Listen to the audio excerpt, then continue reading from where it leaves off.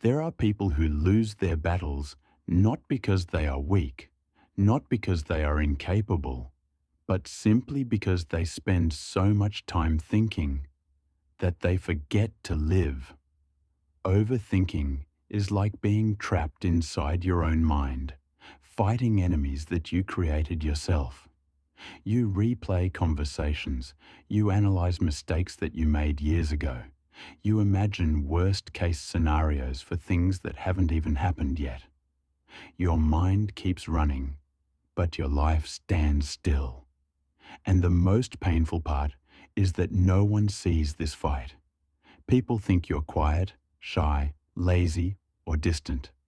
But the truth is, you're exhausted. Exhausted from thinking. Exhausted from feeling too much. Exhausted from holding on to things you should have let go a long time ago.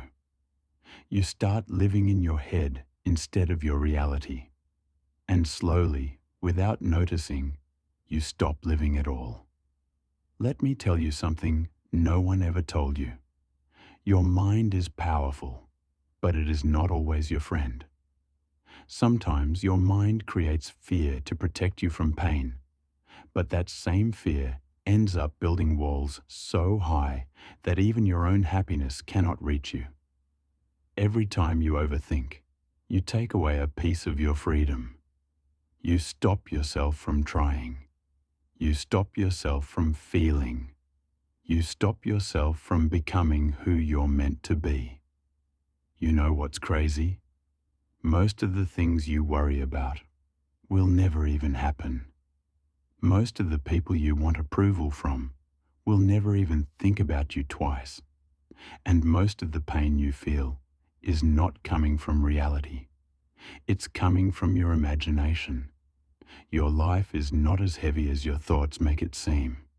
There was a girl who used to dream big. She wanted to explore life, meet new people, experience everything. But every time she tried, a voice inside whispered, "What if you fail? What if they judge you? What if you're not enough?" So she stayed quiet. She played small. She stayed inside the cage that her thoughts built for her. And years went by.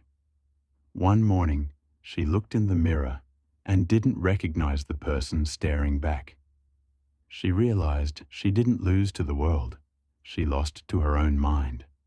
And in that moment, she understood something powerful. You don't have to believe every thought you think. The mind is loud, but the soul is wiser.